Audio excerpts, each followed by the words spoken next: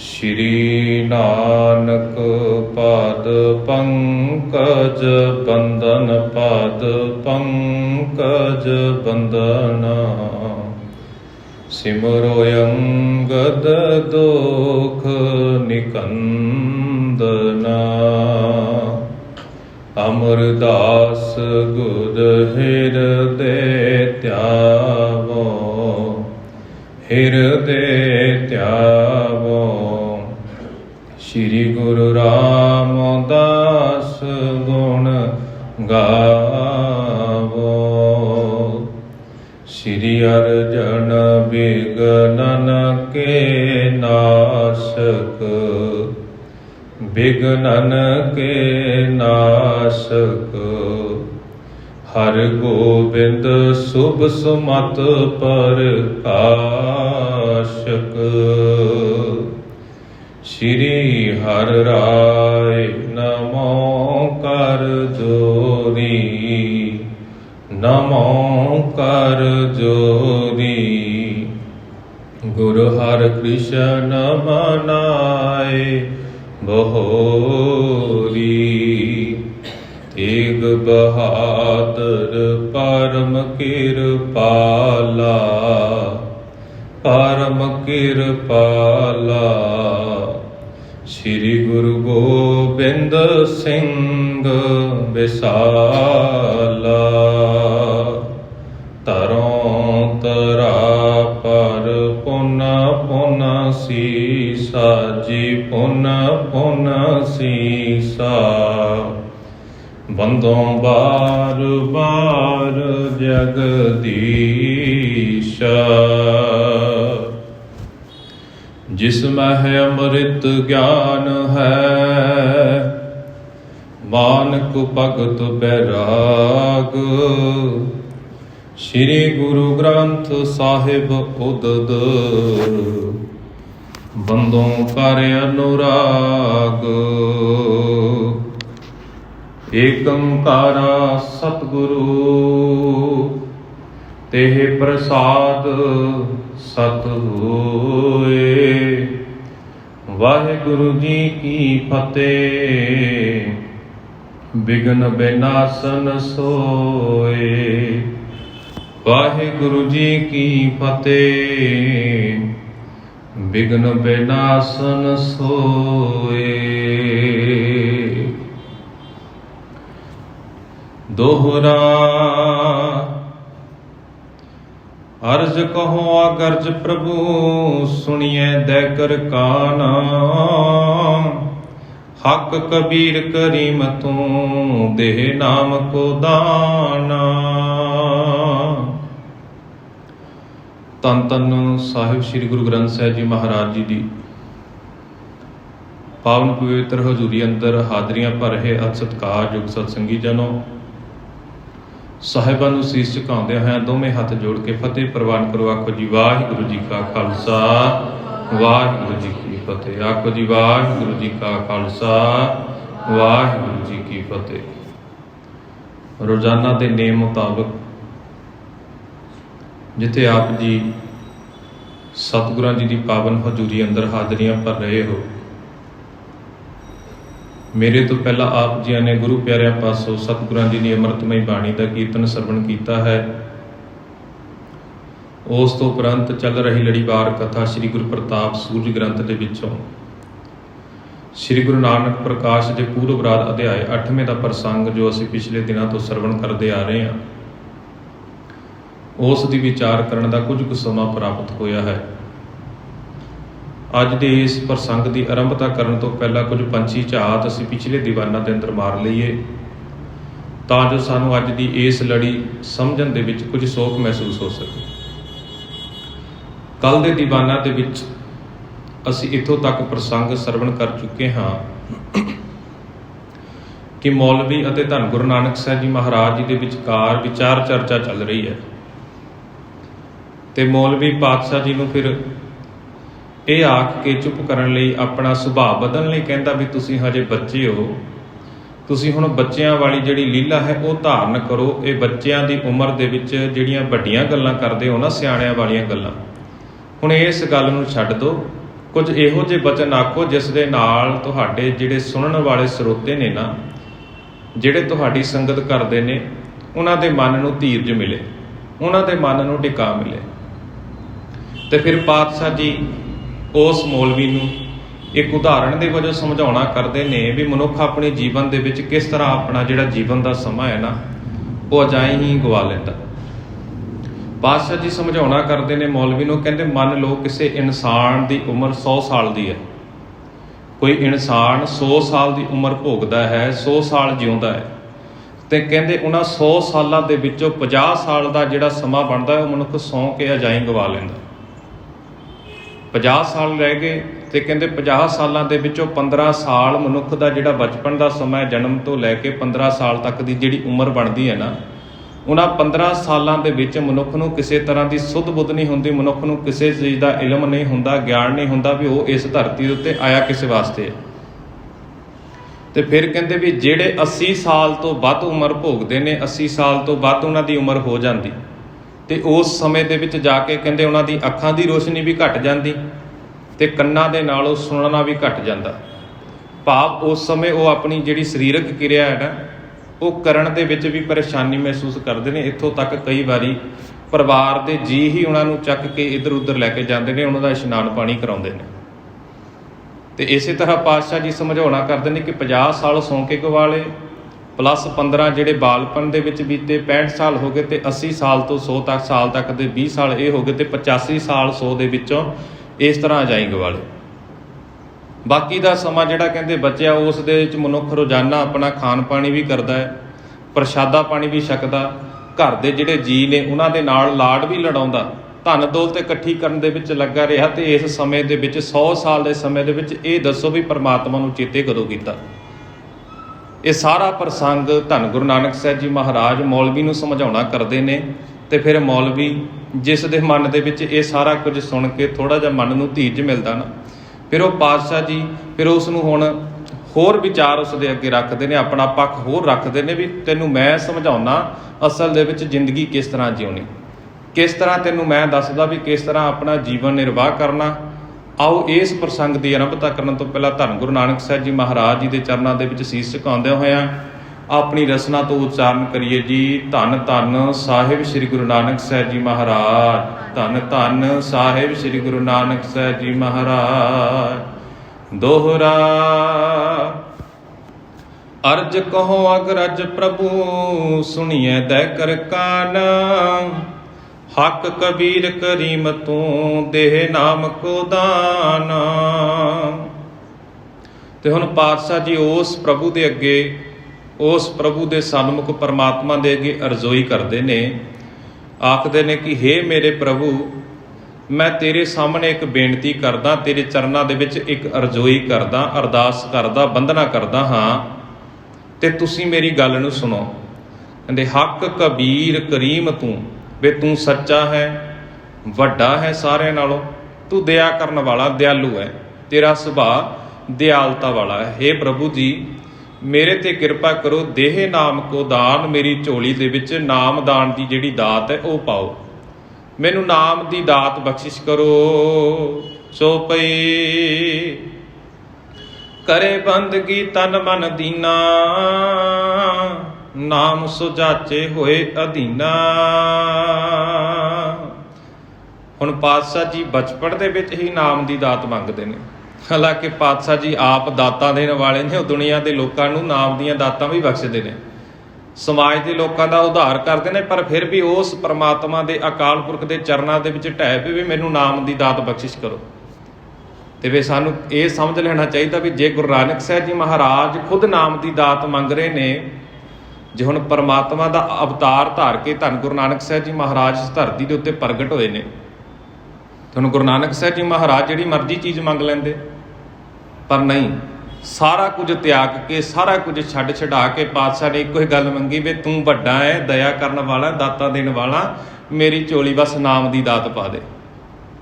ਤੇ ਗੁਰਮੁਖ ਪਿਆਰ ਵਾਲਿਓ, ਗੁਰੂ ਨਾਨਕ ਸਾਹਿਬ ਜੀ ਮਹਾਰਾਜ ਜੀ ਦੇ ਜੀਵਨ ਦੀ ਕਥਾ ਵਿਚਾਰ ਅਸੀਂ ਰੋਜ਼ਾਨਾ ਸਰਵਣ ਕਰਦੇ ਹਾਂ। ਯਤਨ ਕਰੀਏ ਵੀ ਅਸੀਂ ਵੀ ਗੁਰੂ ਦੇ ਦਰ ਦੇ ਉੱਤੇ ਆ ਕੇ ਇਹੀ ਬੇਨਤੀ ਕਰੀਏ ਵੀ ਸਾਨੂੰ ਨਾਮ ਦੀ ਦਾਤ ਬਖਸ਼ਿਸ਼ ਕਰ ਦੇ। ਕੱਲ੍ਹ ਦੇ ਦੀਵਾਨਾਂ ਦੇ ਵਿੱਚ ਵੀ ਮੈਂ ਇੱਕ ਬੇਨਤੀ ਕੀਤੀ ਸੀ ਆਪ ਜੀਆਂ ਦੇ ਨਾਲ, ਦੁਬਾਰਾ ਸਾਂਝੀ ਕਰਦਾ। ਦੁਨਿਆਵੀ ਤੌਰ ਦੇ ਉੱਤੇ ਕੀ ਹੁੰਦਾ ਵੀ ਮਨੁੱਖ ਗੁਰੂ ਘਰ ਆ ਕੇ ਦੁਨਿਆਵੀ ਦਾਤਾਂ ਜ਼ਿਆਦਾ ਮੰਗਦਾ।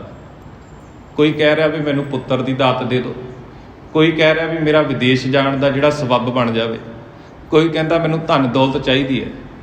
ਪਰ ਯਾਦ ਰੱਖਣਾ, ਇਸ ਦਰ ਦੇ ਉੱਤੋਂ ਕੋਈ ਵੀ ਖਾਲੀ ਨਹੀਂ ਗਿਆ ਅੱਜ ਤੱਕ। ਚਾਹੇ ਉਸ ਦੀ ਕਿਸੇ ਤਰ੍ਹਾਂ ਦੀ ਵੀ ਮਨੋਕਾਮਨਾ ਹੋਵੇ, ਕਿਸੇ ਤਰ੍ਹਾਂ ਦੀ ਵੀ ਅਰਦਾਸ ਬੇਨਤੀ ਹੋਵੇ, ਜਿਹੜੀ ਅਰਦਾਸ ਸੱਚੇ ਦਿਲੋਂ ਕੀਤੀ ਜਾਂਦੀ ਹੈ ਉਹ ਕਬੂਲ ਹੁੰਦੀ ਹੈ। ਪਰ ਜਦੋਂ ਅਸੀਂ ਇਹਨਾਂ ਦੁਨਿਆਵੀ ਦਾਤਾਂ ਨੂੰ ਮੰਗਣਾ ਸ਼ੁਰੂ ਕਰ ਦਿੱਤਾ ਤਾਂ ਅਸੀਂ ਨਾਮ ਦੇ ਨਾਲੋਂ ਖੁੰਝ ਜਾਂਦੇ ਹਾਂ, ਨਾਮ ਤੋਂ ਸਾਡਾ ਜਿਹੜਾ ਹੈ ਦੂਰੀ ਬਣ ਜਾਂਦੀ। ਪਰ ਚੇਤੇ ਰੱਖਣਾ, ਜਦੋਂ ਅਸੀਂ ਨਾਮ ਦੀ ਦਾਤ ਮੰਗ ਲਈ ਨਾ, ਫਿਰ ਸਾਨੂੰ ਹੋਰ ਕੁਝ ਵੀ ਮੰਗਣ ਦੀ ਜ਼ਰੂਰਤ ਨਹੀਂ ਪੈਣੀ। ਪਾਤਸ਼ਾਹ ਨੇ ਆਪ ਸਾਰੀਆਂ ਵਡਿਆਈਆਂ, ਸਾਡੀ ਜਿਹੜੀ ਜ਼ਰੂਰਤਾਂ ਨੇ ਨਾ, ਸਾਡੇ ਸਰੀਰ ਦੇ ਅਨੁਸਾਰ, ਸਾਡੇ ਜੀਵਨ ਦੇ ਲਈ ਜਿਹੜੀਆਂ ਜ਼ਰੂਰੀ ਦਾਤਾਂ ਨੇ, ਉਹ ਪਾਤਸ਼ਾਹ ਨੇ ਆਪ ਸਾਡੀ ਝੋਲੀ ਦੇ ਵਿੱਚ ਪਾਣੀਆਂ। ਜ਼ਰੂਰਤ ਕਿੱਥੇ ਹੈ? ਲੋੜ ਕੇਵਲ ਤੇ ਕੇਵਲ ਇੰਨੀ ਹੈ ਕਿ ਆਪਣੀ ਅਰਦਾਸ ਦੇ ਵਿੱਚ ਨਾਮ ਦੀ ਦਾਤ ਪ੍ਰਾਪਤ ਕਰਨ ਦੇ ਬਾਰੇ ਬੇਨਤੀ ਕਰਨੀ। ਧੰਨ ਗੁਰੂ ਨਾਨਕ ਸਾਹਿਬ ਜੀ ਮਹਾਰਾਜ ਹੁਣ ਮੌਲਵੀ ਨੂੰ ਸਮਝਾਉਣਾ ਕਰਦੇ ਨੇ ਕਿ ਉਸ ਪਰਮਾਤਮਾ ਨੂੰ ਅਰਾਧਦੇ ਹੋਏ ਆਖਦੇ ਨੇ ਕਿ ਹੇ ਪਰਮਾਤਮਾ, ਮੈਨੂੰ ਨਾਮ ਦੀ ਦਾਤ ਬਖਸ਼ਿਸ਼ ਕਰੋ। ਕਿਉਂ? ਕਿਉਂਕਿ ਜਿਹੜਾ ਬੰਦਾ ਕਹਿੰਦੇ ਕਰੇ ਬੰਦਗੀ ਤਨ ਮਨ ਦੀਨਾ, ਵੀ ਜਿਹੜਾ ਬੰਦਗੀ ਕਰਦਾ ਹੈ ਨਾ, ਜਿਹਦੇ ਜੀਵਨ ਦੇ ਵਿੱਚ ਤੁਸੀਂ ਨਾਮ ਦੀ ਦਾਤ ਬਖਸ਼ਿਸ਼ ਕੀਤੀ, ਨਾਮ ਦਾ ਦਾਨ ਬਖਸ਼ਿਆ, ਤੇ ਕਹਿੰਦਾ ਉਹਦਾ ਜਿਹੜਾ ਤਨ ਅਤੇ ਮਨ ਹੈ ਨਾ, ਉਹ ਦੀਨ ਹੋ ਜਾਂਦਾ। ਉਸ ਦਾ ਤਨ ਅਤੇ ਮਨ ਜਿਹੜਾ ਹੈ, ਉਸ ਦੇ ਵਿੱਚ ਦਿਆਲਤਾ ਭਰ ਜਾਂਦੀ ਹੈ। ਨਾਮ ਸੋ ਜਾਚੇ ਹੋਏ ਅਧੀਨਾ, ਤੇ ਜਿਹੜਾ ਪ੍ਰਭੂ ਦੇ ਨਾਮ ਨੂੰ ਜਿਹੜਾ ਜਪਦਾ ਹੈ ਨਾ, ਜਿਹੜਾ ਪ੍ਰਭੂ ਦੇ ਨਾਮ ਦੀ ਬੰਦਗੀ ਕਰਦਾ ਹੈ, ਤੇ ਫਿਰ ਉਸ ਮਨੁੱਖ ਦੇ ਜੀਵਨ ਦੇ ਵਿੱਚ ਧੀਰਜ ਆ ਜਾਂਦਾ। ਮਨੁੱਖ ਦੇ ਜੀਵਨ ਦੇ ਵਿੱਚ ਸਬਰ, ਸੰਤੋਖ, ਸਹਿਣਸ਼ੀਲਤਾ ਆ ਜਾਂਦੀ ਹੈ। ਦੀਨ ਬੰਦ ਤਬ ਕਰੁਣਾ ਤਾਰੇ, ਦੇਕਰ ਨਾਮ ਦਾਸ ਨਿਸਤਾਰੈ। ਤੇ ਕਹਿੰਦੇ ਜਦੋਂ ਫਿਰ ਮਨੁੱਖ ਦੇਖਦਾ ਹੈ ਨਾ ਵੀ ਨਾਮ ਦੀ ਦਾਤ ਮਿਲ ਗਈ, ਫਿਰ ਪਰਮਾਤਮਾ ਵੀ ਦੇਖਦਾ ਵੀ ਹਾਂ ਭਈ ਇਹ ਨਾਮ ਦੀ ਦਾਤ ਦੇ ਨਾਲ ਜੀਵਨ ਦੇ ਵਿੱਚ ਇਸ ਦੇ ਕੀ ਕੀ ਤਬਦੀਲੀਆਂ ਆਈਆਂ। ਤਨ ਤੇ ਮਨ ਉਸਨੇ ਗੁਰੂ ਨੂੰ ਸੌਂਪ ਦਿੱਤਾ। ਤਨ ਤੇ ਮਨ ਆਪਣਾ ਜਿਹੜਾ ਸੀ ਉਹ ਅਰਪਣ ਕਰ ਦਿੱਤਾ। ਕਹਿੰਦੇ ਦੀਨ ਬੰਦ ਤਬ ਕਰੁਣਾ ਧਾਰੇ, ਫਿਰ ਪ੍ਰਭੂ ਪਰਮਾਤਮਾ ਉਸ ਦੇ ਉੱਤੇ ਦਇਆਵਾਨ ਹੋ ਜਾਂਦਾ। ਦੇਕਰ ਨਾਮ ਦਾਸ ਨਿਸਤਾਰੇ, ਕਿ ਨਾਮ ਦੇ ਕੇ ਫਿਰ ਉਹ ਪਰਮਾਤਮਾ ਮਨੁੱਖ ਨੂੰ ਇਸ ਭਵਜਲ ਦੇ ਉੱਤੋਂ ਤਾਰ ਦਿੰਦਾ ਹੈ। ਤੇ ਇਸ ਸੰਸਾਰ ਦੇ ਉੱਤੇ ਰਹਿੰਦਿਆਂ ਆਪਣਾ ਮਨੁੱਖਾ ਜਾਮਾ ਭੁਗਤਿਆ, ਮਨੁੱਖਾ ਜਨਮ ਨੂੰ ਅਸੀਂ ਨਿਰਵਾਹ ਕਰਦੇ ਹਾਂ। ਇਸ ਸੰਸਾਰ ਦੇ ਵਿੱਚ ਰਹਿੰਦਿਆਂ ਹੀ ਅਸੀਂ ਮੁਕਤੀ ਪ੍ਰਾਪਤ ਕਰਨੀ ਹੈ।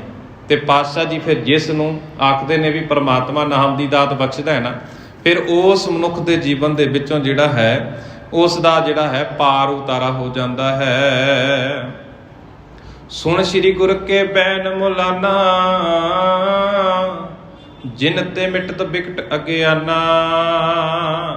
ਹੁਣ ਜਦੋਂ ਮੌਲਵੀ ਨੇ ਧੰਨ ਗੁਰੂ ਨਾਨਕ ਸਾਹਿਬ ਜੀ ਮਹਾਰਾਜ ਜੀ ਤੋਂ ਇਹ ਗੱਲਾਂ ਸੁਣੀਆਂ ਨਾ, ਛੋਟੀ ਉਮਰ ਦੇ ਵਿੱਚ ਜਦੋਂ ਇਹ ਸਾਰਾ ਕੁਝ ਸੁਣਿਆ, ਤਾਂ ਮਨੁੱਖ ਜਦੋਂ ਉਹ ਮੌਲਵੀ ਨੇ ਗੁਰੂ ਜੀ ਤੋਂ ਗਿਆਨ ਹਾਸਲ ਕੀਤਾ, ਤਾਂ ਉਸ ਦੇ ਜੀਵਨ ਦੇ ਵਿੱਚ ਜਿਹੜੀ ਅਗਿਆਨਤਾ ਸੀ ਨਾ, ਉਹ ਸਾਰੀ ਖਤਮ ਹੋ ਗਈ। ਕਿਹੜੀ ਅਗਿਆਨਤਾ? ਕਿਉਂਕਿ ਮੌਲਵੀ ਪਾਤਸ਼ਾਹ ਜੀ ਨੂੰ ਇਹ ਆਖ ਰਿਹਾ ਵੀ ਤੁਹਾਡਾ ਹਜੇ ਬਚਪਨ ਹੈ, ਤੁਸੀਂ ਗੱਲਾਂ ਛੱਡੋ ਇਹ ਵਾਲੀਆਂ, ਤੁਸੀਂ ਹਜੇ ਆਪਣਾ ਘਰ ਪਰਿਵਾਰ ਦੇਖਣਾ ਹੈ, ਘਰ ਦੇ ਵਿੱਚ ਆਨੰਦ ਕਾਰਜ ਹੋਣਾ ਹੈ ਤੁਹਾਡਾ, ਤੁਸੀਂ ਇਹ ਆਪਣਾ ਜੀਵਨ ਨਿਰਵਾਹ ਕਰੋ, ਦੁਨਿਆਵੀ ਸੁੱਖ ਭੋਗੋ। ਪਰ ਜਦੋਂ ਗੁਰੂ ਨਾਨਕ ਸਾਹਿਬ ਜੀ ਮਹਾਰਾਜ ਜੀ ਨੇ ਉਸ ਨੂੰ ਅਸਲੀ ਜ਼ਿੰਦਗੀ ਦਾ ਮੰਤਵ ਸਮਝਾਇਆ ਨਾ, ਵੀ ਤੇਰੀ ਜ਼ਿੰਦਗੀ ਦਾ ਇਸ ਤਰ੍ਹਾਂ ਸਮਾਂ ਅਜਾਈ ਗਿਆ, ਤੇ ਮੌਲਵੀ ਨੂੰ ਫਿਰ ਸਵਾਲ ਵੀ ਕੀਤਾ ਸੀ ਪਾਤਸ਼ਾਹ ਜੀ ਨੇ ਵੀ ਜਿੰਨੀ ਤੂੰ ਸਮਾਂ ਆਪਣੀ ਜ਼ਿੰਦਗੀ ਆਪਣੀ ਬਤੀਤ ਕੀਤੀ ਹੈ ਨਾ, ਜਿੰਨੀ ਤੂੰ ਉਮਰ ਆਪਣੀ ਭੋਗੀ ਹੈ, ਮੈਨੂੰ ਇੱਕ ਗੱਲ ਦੱਸ ਦੇ ਵੀ ਤੇਰੀ ਜ਼ਿੰਦਗੀ ਦੇ ਵਿੱਚ ਨਾਮ ਦੀ ਬਰਕਤ ਤੋਂ ਬਿਨਾਂ, ਨਾਮ ਦੀ ਆਰਾਧਨਾ ਕੀਤੇ ਤੋਂ ਬਿਨਾਂ ਤੈਂ ਜੀਵਨ ਦੇ ਵਿੱਚ ਕਮਾਇਆ ਕੀ ਹੈ? ਜੀਵਨ ਦੇ ਵਿੱਚ ਕਮਾਈ ਤੇਰੀ ਕੀ ਹੈ? ਜਦੋਂ ਮੌਲਵੀ ਨੇ ਹੁਣ ਗੁਰੂ ਸਾਹਿਬ ਜੀ ਤੋਂ ਇਹ ਉਪਦੇਸ਼ ਹਾਸਲ ਕੀਤਾ, ਪਾਤਸ਼ਾਹ ਜੀ ਦੇ ਕੋਲੋਂ ਇਹ ਵਚਨ ਸਰਵਣ ਕੀਤੇ, ਤਾਂ ਉਸ ਦੇ ਜੀਵਨ ਦੇ ਵਿੱਚ ਜਿਹੜੀ ਅਗਿਆਨਤਾ ਸੀ ਨਾ, ਉਹ ਸਾਰੀ ਦੀ ਸਾਰੀ ਕਹਿੰਦੇ ਵੀ ਖਤਮ ਹੋ ਗਈ। ਕਾਲੂ ਹੇਤ ਕਹਿਨ ਪੁਨ ਲਾਗਿਓ, ਧੰਨ ਤੁਮਾਰੋ ਮਨ ਅਨੁਰਾਗਿਓ। ਤੇ ਫਿਰ ਹੁਣ ਮੌਲਵੀ ਮਹਿਤਾ ਕਾਲੂ ਜੀ ਨੂੰ ਧੰਨ ਗੁਰੂ ਨਾਨਕ ਸਾਹਿਬ ਜੀ ਮਹਾਰਾਜ ਜੀ ਦੇ ਪਿਤਾ ਜੀ ਨੂੰ ਬੇਨਤੀ ਕਰਦਾ, ਆਖਦਾ ਵੀ ਹੇ ਮਹਿਤਾ ਕਾਲੂ ਜੀ, ਤੁਹਾਡੇ ਘਰ ਦੇ ਵਿੱਚ ਜਿਸ ਨੇ ਜਨਮ ਲਿਆ ਨਾ, ਬਹੁਤ ਸੂਝਵਾਨ ਬੱਚਾ ਹੈ, ਤੁਸੀਂ ਧੰਨ ਹੋ, ਤੁਹਾਡਾ ਪੁੱਤਰ ਧੰਨ ਹੈ, ਜਿਹੜਾ ਦੁਨਿਆਵੀ ਲੋਕਾਂ ਦਾ ਭਲਾ ਕਰਨ ਵਾਸਤੇ ਆਇਆ। ਮਾਫ ਕਰਨਾ, ਅੱਜ ਦੇ ਸਮੇਂ ਦੇ ਵਿੱਚ ਵੀ ਦੇਖੀਏ ਨਾ, ਅਸੀਂ ਆਪਣਾ ਭਲਾ ਲੋਚਦੇ ਹਾਂ, ਚਾਹੇ ਉਸ ਆਪਣੇ ਭਲੇ ਦੇ ਖਾਤਰ ਅਸੀਂ ਕਿਸੇ ਦਾ ਗਲ ਕਿਉਂ ਨਾ ਘੁੱਟ ਦਈਏ, ਆਪਣੇ ਬੱਚਿਆਂ ਦੀ ਪੜ੍ਹਾਈ ਦਾ ਜ਼ਿਆਦਾ ਫਿਕਰ ਕਰਦੇ ਆ, ਚਾਹੇ ਉਸ ਦੇ ਖਾਤਰ ਸਾਨੂੰ ਕਿਸੇ ਦੇ ਬੱਚਿਆਂ ਨੂੰ ਪੜ੍ਹਾਈ ਤੋਂ ਵਾਂਝਾ ਕਿਉਂ ਨਾ ਕਰਨਾ ਪਵੇ। ਤੇ ਪਰ ਉਹ ਮੌਲਵੀ ਕਹਿੰਦਾ ਤੁਸੀਂ ਧੰਨ ਹੋ, ਤੁਹਾਡਾ ਪੁੱਤਰ ਵੀ ਧੰਨ ਹੈ, ਤੇ ਜਿਸ ਨੇ ਦੁਨੀਆ ਦਾ ਉਧਾਰ ਕਰਨ ਬਾਰੇ ਸੋਚਿਆ ਤੇ ਦੁਨੀਆ ਨੂੰ ਗਿਆਨ ਵੰਡ ਰਿਹਾ। ਤੇ ਇਸੇ ਤਰ੍ਹਾਂ ਫਿਰ ਉਹ ਕਹਿੰਦਾ ਵੀ ਧੰਨ ਤੁਮਾਰੋ ਮਨ ਅਨੁਰਾਗਿਓ, ਵੀ ਜਦੋਂ ਮੈਂ ਤੁਹਾਡੇ ਪੁੱਤਰ ਦੇ ਕੋਲੋਂ ਗਿਆਨ ਹਾਸਲ ਕੀਤਾ ਨਾ, ਮੈਂ ਜਦੋਂ ਤੁਹਾਡੇ ਪੁੱਤਰ ਦੇ ਕੋਲੋਂ ਗਿਆਨ ਹਾਸਲ ਕੀਤਾ, ਮੇਰੇ ਜੀਵਨ ਦੇ ਵਿੱਚ ਜਿਹੜਾ ਅਗਿਆਨਤਾ ਦਾ ਹਨੇਰਾ ਸੀ ਨਾ ਉਹ ਦੂਰ ਹੋ ਗਿਆ, ਤੇ ਮੇਰੇ ਮਨ ਦੇ ਵਿੱਚ ਕਹਿੰਦੇ ਹੁਣ ਪਰਮਾਤਮਾ ਦੇ ਪ੍ਰਤੀ ਪ੍ਰੇਮ ਜਾਗਿਆ। ਮੈਨੂੰ ਹੁਣ ਪਤਾ ਲੱਗਾ ਵੀ ਪਰਮਾਤਮਾ ਦੀ ਬੰਦਗੀ ਕਰਨੀ ਕਿਉਂ ਜ਼ਰੂਰੀ ਹੈ, ਪਰਮਾਤਮਾ ਦੀ ਬੰਦਗੀ ਕਰਨ ਦੇ ਨਾਲ ਕੀ ਕੁਝ ਪ੍ਰਾਪਤ ਹੁੰਦਾ। ਕਹਿੰਦੇ ਮੈਨੂੰ ਹੁਣ ਅਸਲ ਦੇ ਵਿੱਚ ਸਮਝ ਆਈ ਹੈ। ਜੋ ਤੁਮ ਰੀਤ ਕਹਿਤ ਜੇ ਸਾਚੀ, ਹਰ ਚਰਨਨ ਮਹਿ ਮਤ ਰੁਚ ਰਾਚੀ। ਤੇ ਹੁਣ ਮੌਲਵੀ ਕਹਿੰਦਾ ਵੀ ਪਾਤਸ਼ਾਹ ਜੀ, ਜੋ ਤੁਮ ਰੀਤ ਕਹਿਤ ਜੇ ਸਾਚੀ, ਵੀ ਜਿਹੜੀ ਤੁਸੀਂ ਇਹ ਰੀਤੀ ਬਿਆਨ ਕੀਤੀ, ਸਮਾਜ ਦੀ ਦੁਰਦਸ਼ਾ ਬਿਆਨ ਕੀਤੀ, 100 ਸਾਲ ਦਾ ਉਮਰ ਮਿੱਥ ਕੇ ਸਮਝਾਇਆ ਹੈ ਨਾ, ਕਹਿੰਦਾ ਇਸ ਦੇ ਵਿੱਚ ਕੁਝ ਵੀ ਝੂਠ ਨਹੀਂ, ਸਾਰਾ ਕੁਝ ਸੱਚ ਹੈ। ਕਹਿੰਦਾ ਦੁਨੀਆ ਤੇ ਹੁੰਦਾ ਹੀ ਇਸੇ ਤਰ੍ਹਾਂ, ਮਨੁੱਖ ਦਾ ਸਾਰਾ ਜੀਵਨ ਇਸੇ ਤਰ੍ਹਾਂ ਬਤੀਤ ਹੋ ਜਾਂਦਾ। ਤੇ ਪਾਤਸ਼ਾਹ ਜੀ ਦੇ ਬਚਨ ਸੁਣ ਕੇ ਹੁਣ ਮੌਲਵੀ ਕਹਿੰਦਾ ਵੀ ਸਾਰਾ ਕੁਝ ਸੱਚ ਹੈ, ਤੇ ਉਸ ਨੇ ਹਰ ਚਰਨਨ ਮਹਿ ਮਤ ਰੁਚ ਰਾਚੀ। ਕਹਿੰਦਾ ਉਹਨਾਂ ਬਚਨਾਂ ਨੂੰ ਸੁਣ ਕੇ ਮੇਰੇ ਹਿਰਦੇ ਦੇ ਵਿੱਚ ਪ੍ਰਭੂ ਦੇ ਚਰਨਾਂ ਦੇ ਨਾਲ ਪ੍ਰੀਤ ਜੁੜ ਗਈ। ਹੁਣ ਮੇਰਾ ਵੀ ਮਨ ਕਰਦਾ ਮੈਂ ਪ੍ਰਭੂ ਦੇ ਚਰਨਾਂ ਦੇ ਨਾਲ ਚਿੱਤ ਜੋੜ ਲਵਾਂ, ਮੇਰਾ ਵੀ ਮਨ ਕਰਦਾ ਮੈਂ ਪਰਮਾਤਮਾ ਦੀ ਅਰਾਧਨਾ ਕਰਾਂ, ਪਰਮਾਤਮਾ ਦੀ ਬੰਦਗੀ ਕਰਾਂ। ਤਦਪ ਤੁਮਰੋ ਸਭ ਪਰਵਾਰੂ, ਭੇਦ ਲਗੀਰ ਜੋ ਹੈ ਹਿਤਕਾਰੂ।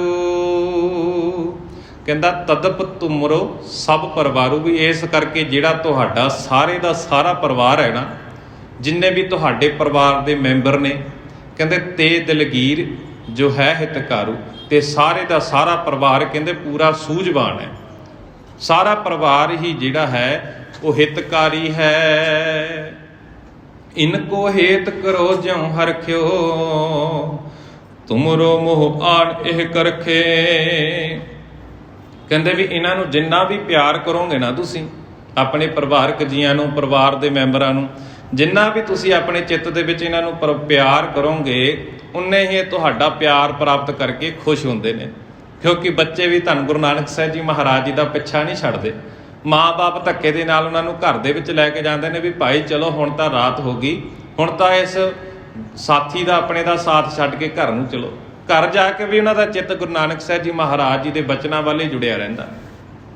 ਤੇ ਇਸੇ ਪ੍ਰਥਾਏ ਫਿਰ ਹੁਣ ਮੌਲਵੀ ਆਖਦਾ ਵੀ ਜਿਨ੍ਹਾਂ ਨੂੰ ਵੀ ਤੁਸੀਂ ਪਿਆਰ ਕਰਦੇ ਹੋ ਨਾ, ਤੁਹਾਡਾ ਪਿਆਰ ਪਾ ਕੇ ਉਹ ਮਨ ਦੇ ਵਿੱਚ ਖੁਸ਼ੀ ਮਹਿਸੂਸ ਕਰਦੇ ਨੇ, ਉਹਨਾਂ ਦੇ ਜੀਵਨ ਦੇ ਵਿੱਚ ਆਨੰਦ ਪੈਦਾ ਹੁੰਦਾ ਹੈ। ਪਿਤਾ ਪਿਤਾ ਨਜ ਔਰ ਜੇ ਗਿਆਤੀ, ਨਹਿ ਤਿਨ ਕੋ ਅਸਰੀਤ ਸੁਹਾਤੀ। ਪਿਤਾ ਜਿਹੜੇ ਗੁਰੂ ਨਾਨਕ ਸਾਹਿਬ ਜੀ ਮਹਾਰਾਜ ਜੀ ਦੇ ਪਿਤਾ ਜੀ ਨੇ, ਪਿਤਾ ਨੁਜ ਦਾ ਭਾਵ ਜਿਹੜੇ ਪਿਤਾ ਦਾ ਭਰਾ ਹੈ, ਭਾਵ ਗੁਰੂ ਨਾਨਕ ਸਾਹਿਬ ਜੀ ਮਹਾਰਾਜ ਜੀ ਦੇ ਚਾਚਾ ਜੀ। ਔਰ ਜੇ ਗਿਆਤੀ, ਗਿਆਤੀ ਦਾ ਭਾਵ ਜਿਹੜੇ ਰਿਸ਼ਤੇਦਾਰ ਨੇ, ਸਕੇ ਸੰਬੰਧੀ ਨੇ। ਕਹਿੰਦੇ ਤੁਹਾਡੇ ਪਿਤਾ ਜੀ, ਤੁਹਾਡੇ ਚਾਚਾ ਜੀ, ਜਾਂ ਹੋਰ ਜਿੰਨੇ ਵੀ ਸਕੇ ਸੰਬੰਧੀ ਨੇ, ਉਹਨਾਂ ਨੂੰ ਕਹਿੰਦੇ ਨਹਿ ਤਿੰਨ ਕੋ ਅਸਰੀਤ ਸੁਹਾਤੀ, ਉਹਨਾਂ ਨੂੰ ਪਿਆਰ ਦੀ ਅਜਿਹੀ ਰੀਤ ਹੀ ਸ਼ੋਭਦੀ ਹੈ। ਤੁਸੀਂ ਚੁੱਪ ਕਰਕੇ ਬੈਠ ਗਏ ਨਾ, 2 ਦਿਨ ਕੁਝ ਬੋਲੇ ਨਹੀਂ, ਉਹ ਸਾਰਿਆਂ ਦੇ ਮਨ ਦੇ ਵਿੱਚ ਬਹੁਤ, ਉਹਨਾਂ ਦੇ ਮਨ ਦੇ ਵਿੱਚ ਡਰ ਪੈਦਾ ਹੋ ਗਿਆ, ਵਹਿਮ ਭਰਮ ਵੀ ਪੈਦਾ ਹੋ ਗਿਆ ਵੀ ਕਿਤੇ ਸਾਡੇ ਪੁੱਤਰ ਨੂੰ, ਸਾਡੇ ਬੱਚੇ ਨੂੰ ਕਿਸੇ ਨੇ ਕੁਝ ਕਰ ਨਾ ਦਿੱਤਾ ਹੋਵੇ। ਉਹ ਤੁਹਾਡੀ ਰਸਨਾ ਦੇ ਵਿੱਚੋਂ, ਤੁਹਾਡੇ ਸ਼੍ਰੀ ਕੰਠ ਦੇ ਵਿੱਚੋਂ ਕੁਝ ਨਾ ਕੁਝ ਸੁਣਨਾ ਪਸੰਦ ਕਰਦੇ ਨੇ, ਕਿਉਂਕਿ ਤੁਹਾਡੇ ਬਚਨਾਂ ਦੇ ਵਿੱਚ ਮਿਠਾਸ ਭਰੀ ਹੋਈ ਹੈ। ਸ਼ਹਿਦ ਵਾਂਗੂ ਮਿੱਠੇ ਬਚਨ ਨੇ ਤੁਹਾਡੇ, ਤੇ ਜਦੋਂ ਤੁਸੀਂ ਉਚਾਰਦੇ ਹੋ ਨਾ ਕੁਝ ਨਾ ਕੁਝ, ਤੁਹਾਡੀ ਰਸਨਾ ਦੇ ਵਿੱਚੋਂ ਜਦੋਂ ਵੀ ਕੋਈ ਬਚਨ ਨਿਕਲਦਾ ਹੈ ਨਾ, ਉਹ ਦੁਨੀਆ ਦੀ ਲੋਕਾਂ ਦੇ ਲਈ ਭਲਾ ਹੀ ਕਰਦਾ ਹੈ। ਤੇ ਇਸ ਕਰਕੇ ਕਹਿੰਦੇ ਤੁਹਾਡਾ ਇਹ ਪਿਆਰ ਹੀ ਲੋਚਦੇ ਨੇ, ਵੀ ਇਹਨਾਂ ਨੂੰ ਤੁਹਾਡਾ ਪਿਆਰ ਹੀ ਚਾਹੀਦਾ, ਇਸ ਤੋਂ ਇਲਾਵਾ ਤੁਹਾਡੇ ਤੋਂ ਹੋਰ ਕੁਝ ਵੀ ਆਸ ਨਹੀਂ ਕਰਦੇ। ਬੋਲੋ ਬਿਗਸੋ ਵਿੱਚ ਰਹੋ ਸੰਗਾ, ਕਰੋ ਕਾਜ ਸਭ ਸਹਿਤ ਉਮੰਗਾ। ਬੋਲੋ, ਕਹਿੰਦਾ ਮੌਲਵੀ ਕਹਿੰਦਾ ਪਾਤਸ਼ਾਹ ਜੀ ਹੁਣ ਤੁਸੀਂ ਕੁਝ ਬੋਲੋ ਇਹਨਾਂ ਦੇ ਨਾਲ। ਤੁਹਾਡੀ ਸਾਰੀ ਗੱਲ ਸੁਣ ਲਈ, ਤੁਸੀਂ ਸਮਝਾਇਆ, ਮੰਨ ਲਿਆ ਵੀ ਮੇਰਾ ਵੀ ਹੁਣ ਚਿੱਤ ਪਰਮਾਤਮਾ ਦੇ ਨਾਲ ਗੱਲਾਂ ਕਰਨ ਨੂੰ ਕਰਦਾ, ਮੇਰਾ ਵੀ ਦਿਲ ਕਰਦਾ ਪਰਮਾਤਮਾ ਮੈਨੂੰ ਕੁਝ ਕਵੇ ਤੇ ਮੈਂ ਸੁਣਾ, ਤੇ ਮੈਂ ਉਸ ਦੇ ਹੁਕਮ ਦੇ ਵਿੱਚ ਚੱਲਣਾ ਪ੍ਰਵਾਨ ਕਰ ਲਿਆ। मेरा मन खुश हो गया। ਤੇ ਪਰ ਹੁਣ ਮੌਲਵੀ ਕਹਿੰਦਾ ਬੋਲੋ ਬਿਗਸੋ ਵਿੱਚ ਰਹੋ ਸੰਗਾ, ਤੇ ਕਹਿੰਦਾ ਇਹਨਾਂ ਆਪਣੇ ਸਕੇ ਸੰਬੰਧੀਆਂ ਦੇ ਨਾਲ ਤੁਹਾਡੇ ਪਿਤਾ ਜੀ ਵੀ ਤੁਹਾਡੀ ਫਿਕਰ ਕਰਦੇ, ਤੁਹਾਡੇ ਚਾਚਾ ਜੀ ਵੀ ਪਰੇਸ਼ਾਨ ਨੇ, ਤੁਹਾਡੀ ਮਾਤਾ ਵੀ ਪਹਿਚਾਨ ਹੈ, ਤੁਹਾਡੀ ਭੈਣ ਵੀ ਪਰੇਸ਼ਾਨ ਹੈ, ਤੇ ਹੋਰ ਜਿਹੜੇ ਆਂਢ ਗੁਆਂਢ ਦੇ ਲੋਕ ਇਕੱਠੇ ਹੋ ਕੇ ਤੁਹਾਨੂੰ ਦੇਖਣ ਆਏ ਨੇ ਨਾ, ਇਹ ਸਾਰੇ ਪਰੇਸ਼ਾਨ ਨੇ ਕਿਉਂਕਿ ਤੁਸੀਂ ਕੁਝ ਬੋਲਦੇ ਨਹੀਂ ਨਾ। ਕਹਿੰਦੇ ਹੁਣ ਉੱਠੋ, ਬੋਲੋ ਕੁਝ ਆਪਣੀ ਰਸਨਾ ਤੋਂ, ਇਹਨਾਂ ਦੇ ਨਾਲ ਵਿਚਰੋ, ਇਹਨਾਂ ਦੇ ਨਾਲ ਜਿਸ ਤਰ੍ਹਾਂ ਤੁਸੀਂ ਪਹਿਲਾਂ ਵਿਚਰਦੇ ਸੀ ਨਾ, ਖੁਸ਼ੀਆਂ ਮਨਾਉਂਦੇ ਸੀ, ਖੇਡਦੇ ਇਹਨਾਂ ਨੂੰ ਉਪਦੇਸ਼ ਦੇ ਦਿੰਦੇ ਸੀ, ਤੇ ਕਹਿੰਦਾ ਇਸ ਤਰ੍ਹਾਂ ਇਹਨਾਂ ਦੇ ਨਾਲ ਜਿਹੜਾ ਹੈ ਵਿਚਰੋ, ਤੇ ਇਸ ਤਰ੍ਹਾਂ ਸਾਰੇ ਕਾਰਜ ਦੁਬਾਰਾ ਤੋਂ ਹੁਣ ਤੁਸੀਂ ਸ਼ੁਰੂ ਕਰੋ। ਸੁਨ ਕਰ ਸ਼੍ਰੀ ਨਾਨਕ ਤਹਿ ਬਾਨੀ, ਬੋਲੇ ਦੀਨ ਬੰਦ ਸੁਖਦਾਨੀ। ਤੇ ਇਸ ਕਰਕੇ ਹੁਣ ਪਾਤਸ਼ਾਹ ਜੀ ਨੇ ਜਦੋਂ ਮੌਲਵੀ ਦੇ ਸਾਰੀ ਗੱਲ ਸੁਣੀ ਨਾ, ਉਹ ਬਚਨ ਸੁਣੇ ਮੁਲਾਨੇ ਦੇ, ਤੇ ਹੁਣ ਗੁਰੂ ਨਾਨਕ ਸਾਹਿਬ ਜੀ ਮਹਾਰਾਜ ਆਪਣੇ ਮੁਖਾਰ ਬਿੰਦ ਤੋਂ ਬਾਣੀ ਉਚਾਰਨ ਕਰਦੇ ਨੇ, ਸ਼੍ਰੀ ਨਾਨਕ ਤਹਿ ਬਾਣੀ। ਸਾਰਾ ਕੁਝ ਸੁਣ ਕੇ ਪਾਤਸ਼ਾਹ ਜੀ ਨੇ ਹੁਣ ਆਪਣੇ ਮੁਖਾਰ ਬਿੰਦ ਤੋਂ ਜਿਹੜਾ ਤਿਲੰਗ ਰਾਗ ਦੇ ਵਿੱਚ ਨਾ ਸ਼ਬਦ ਉਚਾਰਨ ਕੀਤਾ ਸੀ, ਹੁਣ ਪਾਤਸ਼ਾਹ ਜੀ ਉਸ ਸ਼ਬਦ ਦਾ ਅਗਲਾ ਪ੍ਰਸੰਗ, ਅਗਲਾ ਬੰਦ, ਅਗਲਾ ਪਦਾ ਉਚਾਰਨ ਕਰਦੇ ਨੇ। ਬੋਲੇ ਦੀਨ ਬੰਦ ਸੁਖਦਾਨੀ, ਵੀ ਜਿਨ੍ਹਾਂ ਦੇ ਬੋਲਾਂ ਦੇ ਨਾਲ, ਜਿਨ੍ਹਾਂ ਦੇ ਬਚਨਾਂ ਦੇ ਨਾਲ ਗਰੀਬਾਂ ਤੇ ਦੁਖੀਆਂ ਨੂੰ ਜਿਹੜਾ ਹੈ ਸੁੱਖ ਮਿਲਦਾ ਹੈ। ਗਰੀਬਾਂ ਤੇ ਦੁਖੀਆਂ ਨੂੰ ਸੁੱਖ ਦੇਣ ਵਾਸਤੇ, ਦੁਖੀਆਂ ਦਾ ਉਧਾਰ ਕਰਨ ਵਾਸਤੇ ਪਾਤਸ਼ਾਹ ਜੀ ਹੁਣ ਉਚਾਰਨ ਕਰਦੇ ਨੇ। ਜਨ ਪਿਸਰ ਪਦਰ ਬਿਰਦਾਰਾਂ, ਕਸ ਨੇਸ਼ ਦਸਤਗੀਰ, ਆਖਿਰ ਬੇਫਤਮ ਕਸਨਾ, ਦਾਰਦ ਚੂੰ ਸ਼ਬਦ ਕਬੀਰ। ਹੁਣ ਪਾਤਸ਼ਾਹ ਜੀ ਨੇ ਅਗਲਾ ਇਹ ਜਿਹੜਾ ਪਦਾ ਸੀ ਨਾ ਤਿਲੰਗ ਰਾਗ, ਉਹ ਪਾਤਸ਼ਾਹ ਜੀ ਨੇ ਮੌਲਵੀ ਨੂੰ ਸਮਝਾਉਣ ਦੇ ਖਾਤਰ ਉਹ ਉਚਾਰਨ ਕੀਤਾ, ਕਿਉਂਕਿ ਮੌਲਵੀ ਫਿਰ ਉਸੇ ਗੱਲ ਤੇ ਆ ਗਿਆ ਨਾ, ਕਹਿੰਦਾ ਆਪਣੇ ਪਰਿਵਾਰ ਦੇ ਜੀਆਂ ਦੇ ਨਾਲ ਵਿਚਰੋ, ਉਹ ਛੱਡ ਦਿਓ ਇਸ ਗੱਲ ਨੂੰ, ਬੱਚਿਆਂ ਵਾਲਾ ਸੁਭਾਅ ਧਾਰਨ ਕਰੋ। ਦੁਬਾਰਾ ਫਿਰ ਮੌਲਵੀ ਉਸੇ ਗੱਲ ਤੇ ਆ ਗਿਆ। ਹੁਣ ਪਾਤਸ਼ਾਹ ਜੀ ਫਿਰ ਹੁਣ ਪਰਿਵਾਰ ਦੇ ਬਾਰੇ ਦੱਸਣਾ ਕਰਦੇ ਨੇ। ਚੌਪਈ ਪਿਤਾ ਪ੍ਰਾਤ ਤਹਿ ਤਾਤ ਸਮੇਤੂ, ਇਨ ਕੋ ਲਖੋ ਕੂਰ ਸਭ ਹੇਤੂ। ਪਿਤਾ ਕਹਿੰਦਾ ਜਿਹੜਾ ਮੇਰਾ ਪਿਓ ਹੈ ਨਾ, ਜਿਹਨੇ ਮੈਨੂੰ ਜਨਮ ਦਿੱਤਾ, ਨਾਲ ਮੇਰੀ ਪਰਵਰਿਸ਼ ਕਰ ਰਿਹਾ, ਪਿਤਾ, ਭਰਾ ਤੇ ਹੋਰ ਜਿਹੜੇ ਕਹਿੰਦੇ ਚਾਚੇ, ਇਹ ਤਾਦਕ ਚਾਚੇ ਤਾਏ ਜਿੰਨੇ ਵੀ ਸਮੇਤ ਇਹਨਾਂ ਦੇ ਸਾਰੇ ਰਿਸ਼ਤੇਦਾਰ ਨੇ ਨਾ, ਇਨ ਕੋ ਲਖੋ ਕੂਰ ਸਭ ਹੇਤੂ। ਕਹਿੰਦੇ ਇਹਨਾਂ ਦੇ ਨਾਲ ਜਿਹੜਾ ਪਿਆਰ ਹੈ ਨਾ, ਇਹ ਝੂਠਾ ਹੈ। ਕਿਸੇ ਸਵਾਰਥ ਦੇ ਲਈ ਪਿਆਰ ਕਰਦੇ ਅਸੀਂ ਆਖਦੇ ਤਾਂ ਆਣਾ ਵੀ ਸਾਡਾ ਭਰਾ ਹੈ, ਸਾਡਾ ਪਿਓ ਹੈ। ਜਦੋਂ ਕਿਤੇ ਪਿਓ ਦਾ ਸਿਰ ਤੋਂ ਸਾਇਆ ਉੱਠ ਜਾਂਦਾ ਤੇ ਉਹੀ ਭਰਾ ਦਾ ਗਲਾ ਘੁੱਟਣ ਤੱਕ ਜਾਂਦੇ ਵੀ ਸਾਰੀ ਜ਼ਮੀਨ ਤੇ ਮੇਰਾ ਹੀ ਹੱਕ ਸੀ। ਕਹਿੰਦੇ ਸਾਰਾ ਜਿਹੜਾ ਪਿਆਰ ਤੂੰ ਕਰਨ ਦੇ ਲਈ ਕਹਿ ਰਿਹਾ ਨਾ, ਇਹ ਕਿਸੇ ਸਵਾਰਥ ਤੱਕ ਹੀ ਹੈ। ਇਹ ਸਾਰਾ ਕੁਝ ਤੁਸੀਂ ਝੂਠ ਦਾ ਕਰਕੇ ਦਿਖਾ ਰਹੇ ਹੋ। ਇਹ ਪ੍ਰੀਤ ਜਿਹੜੀ ਹੈ ਨਾ ਤੇਰੀ ਸਦਾ ਨਿਭਣ ਵਾਲੀ ਨਹੀਂ, ਇਹ ਸਾਰਾ ਕੁਝ ਕੂੜ ਹੈ। ਧਨ ਬਿਨ ਜੀਵਤ ਤਿਆਗਹਿ ਸੰਗਾ, ਧਨ ਹੋਵੇ ਰਹਿ ਸੰਗ ਉਮੰਗਾ। ਕਹਿੰਦੇ ਜੇ ਤੁਹਾਡੇ ਪਾਸ ਧਨ ਹੈ ਤਾਂ ਵੀ, ਜੇਕਰ ਧਨ ਤੁਹਾਡੇ ਕੋਲ ਨਹੀਂ ਹੈ, ਭਰਾਵ ਤੁਸੀਂ ਸੰਸਾਰਕ ਤੌਰ ਦੇ ਉੱਤੇ ਜਿਹੜੀ ਪਰਿਭਾਸ਼ਾ ਦਿੱਤੀ ਗਈ ਵੀ ਉਸ ਦੇ ਅਨੁਸਾਰ ਜੇਕਰ ਤੁਸੀਂ ਗਰੀਬ ਵੀ ਹੋ ਨਾ, ਤਾਂ ਕਹਿੰਦੇ ਤਾਂ ਵੀ ਆਪਣੇ ਮਨ ਦੇ ਵਿੱਚੋਂ ਉਮੰਗਾਂ ਨਹੀਂ ਛੱਡਣੀਆਂ ਚਾਹੀਦੀਆਂ। ਉਹ ਪਰਮਾਤਮਾ ਦੇ ਨਾਲ ਪ੍ਰੀਤ ਪਾਈ ਰੱਖਣੀ ਚਾਹੀਦੀ ਹੈ। ਚਾਹੇ ਤੁਹਾਡੇ ਪਰਿਵਾਰ ਦੇ ਜੀ ਤੁਹਾਡੇ ਨਾਲ ਵੀ ਨੇ, ਜਾਂ ਹੋਰ ਸਕੇ ਸੰਬੰਧੀ ਤੁਹਾਡੇ ਕੋਲ ਰੁੱਸੇ ਵੀ ਨੇ ਨਾ, ਜੇਕਰ ਕਿਸੇ ਕਾਰਨ, ਤਾਂ ਪਾਤਸ਼ਾਹ ਜੀ ਕਹਿੰਦੇ ਵੀ ਤੁਹਾਡਾ ਚਿੱਤ ਪਰਮਾਤਮਾ ਦੇ ਨਾਲ ਜੁੜਿਆ ਹੋਣਾ ਚਾਹੀਦਾ। ਇਹ ਸਾਰੀ ਵਿਚਾਰ ਚਰਚਾ ਗੁਰੂ ਨਾਨਕ ਸਾਹਿਬ ਜੀ ਮਹਾਰਾਜ ਇਸ ਛੋਟੀ ਉਮਰ ਦੇ ਵਿੱਚ ਹੀ ਮੌਲਵੀ ਨੂੰ ਸਮਝਾਉਣਾ ਕਰਦੇ ਨੇ। ਤੇ ਦੇਖੋ ਪਾਤਸ਼ਾਹ ਜੀ ਨੂੰ ਇੰਨੀ ਛੋਟੀ ਉਮਰ ਦੇ ਵਿੱਚ ਇੰਨਾ ਇਲਮ ਹੈ, ਤੇ ਅਸੀਂ ਇੱਕ ਕਿਣਕਾ ਮਾਤਰ ਵੀ ਆਪਣੇ ਜੀਵਨ ਦੇ ਵਿੱਚ ਧਾਰਨ ਕਰ ਲਈਏ ਨਾ, ਤਾਂ ਸਾਡਾ ਜੀਵਨ ਬਹੁਤ ਸੌਖੇ ਤਰੀਕੇ ਨਾਲ ਬਤੀਤ ਹੋ ਜਾਵੇਗਾ। ਅਸੀਂ ਅਨੇਕਾਂ ਦੁੱਖਾਂ ਤੋਂ ਛੁਟਕਾਰਾ ਪਾ ਲਵਾਂਗੇ। ਹੁਣ ਪਾਤਸ਼ਾਹ ਜੀ ਨੇ ਦੋ ਬੰਦਿਆਂ ਨੂੰ ਮਿਲੇ ਮੀਟ ਕਰਕੇ, ਇੱਕ ਪਾਂਧੇ ਨੂੰ ਤੇ ਇੱਕ ਮੌਲਵੀ ਨੂੰ। ਬਸ ਪਾਤਸ਼ਾਹ ਜੀ ਦੀ ਜੇਕਰ ਇਹ ਦੋਨਾਂ ਸ਼ਬਦਾਂ ਦੀ ਅਸੀਂ ਜੇ ਕਰੀਏ ਸਿੱਟਾ ਕੱਢੀਏ, ਤਾਂ ਇੰਨਾ ਹੀ ਦੋਨਾਂ ਨੂੰ ਸਮਝਾਉਣਾ ਕੀਤਾ ਵੀ ਜੋ ਤੁਹਾਡੇ ਅੰਦਰ ਹੈ ਨਾ, ਉਹ ਬਾਹਰੋਂ ਕੁਝ ਹੋਰ ਬਣ ਕੇ ਨਾ ਦਿਖਾਓ। ਕੇਵਲ ਤੇ ਕੇਵਲ ਉਸ, ਜੇਕਰ ਜੇ ਪਾਤਸ਼ਾਹ ਜੀ ਨੇ ਇੱਕ ਓੰਕਾਰ ਵੀ ਉਚਾਰਨ ਕੀਤਾ ਨਾ, ਤਾਂ ਅਸੀਂ ਕੇਵਲ ਇੱਥੇ ਤੱਕ ਹੀ ਸੀਮਤ ਨਾ ਰਹੀਏ ਵੀ ਪਾਤਸ਼ਾਹ ਜੀ ਨੇ ਕੇਵਲ ਇੰਨਾ ਹੀ ਸਮਝਾਉਣਾ ਕੀਤਾ ਕਿ ਪਰਮਾਤਮਾ ਇੱਕ ਹੈ, ਉਸ ਦਾ ਕੋਈ ਆਕਾਰ ਨਹੀਂ। ਇਸ ਤੋਂ ਅੱਗੇ ਦੀ ਵਿਚਾਰ ਵੀ ਸੋਚੀਏ ਵੀ ਭਲਿਆ ਬੰਦਿਆ, ਵੀ ਉਸ ਇੱਕ ਓੰਕਾਰ ਦਾ ਜਿਹੜਾ ਅਸੀਂ ਕਹਿੰਦੇ ਪਰਮਾਤਮਾ ਇੱਕ ਹੈ, ਉਸ ਪਰਮਾਤਮਾ ਦੇ ਗੁਣ ਨੂੰ ਤੈਂ ਵੀ ਅੰਦਰ ਧਾਰਨ ਕਰਨਾ ਆਪਣੇ। ਤੂੰ ਵੀ ਅੰਦਰੋਂ ਬਾਹਰੋਂ ਇੱਕ ਹੋ, ਜੋ ਕੁਝ ਤੇਰੇ ਬਾਹਰ ਦਿਖ ਰਿਹਾ ਨਾ, ਬਾਹਰੀ ਤੌਰ ਦੇ ਉੱਤੇ ਤੂੰ ਧਾਰਮਿਕ ਬਣ ਕੇ ਦਿਖਾਉਣਾ ਚਾਹੁੰਦਾ, ਤੇਰੇ ਅੰਦਰ ਅਸਲ ਦੇ ਵਿੱਚ ਧਰਮ ਦੀ ਕਿਰਤ ਹੋਣੀ ਚਾਹੀਦੀ, ਤਾਂ ਤੂੰ ਪ੍ਰਵਾਨ ਹੈ, ਤਾਂ ਤੂੰ ਇੱਕ ਓਂਕਾਰ ਦੀ ਅਸਲ ਦੇ ਵਿੱਚ ਆਰਾਧਨਾ ਕਰਦਾ, ਤਾਂ ਤੂੰ ਪਰਮਾਤਮਾ ਨੂੰ ਚੇਤੇ ਕਰਦਾ, ਜੇਕਰ ਤੂੰ ਉਸ ਦੇ ਗੁਣਾਂ ਨੂੰ ਜੀਵਨ ਦੇ ਅੰਦਰ ਧਾਰਨ ਕਰਦਾ। ਤਾਂ ਪਾਤਸ਼ਾਹ ਜੀ ਹੁਣ ਦੋਨੇ ਧਾਰਮਿਕ ਆਗੂ ਨੇ। ਹੁਣ ਮਾਫ ਕਰਨਾ, ਅੱਜ ਦੇ ਸਮੇਂ ਦੇ ਵਿੱਚ ਜੇਕਰ ਅਸੀਂ ਕੋਈ ਪੱਖ ਰੱਖੀ ਹੋਵੇ ਨਾ, ਤਾਂ ਸਾਡੇ ਆਪਣੇ ਸਮਾਜ ਦੇ ਵਿੱਚ ਵੀ ਡਾਂਗਾ ਸੋਟੇ ਖੜਕਣ ਤੱਕ ਤਿਆਰ ਹੋ ਜਾਂਦੇ, ਭਾਈ ਇਸ ਨੇ ਗੱਲ ਕਹਿ ਕਿੱਦਾਂ ਦਿੱਤੀ।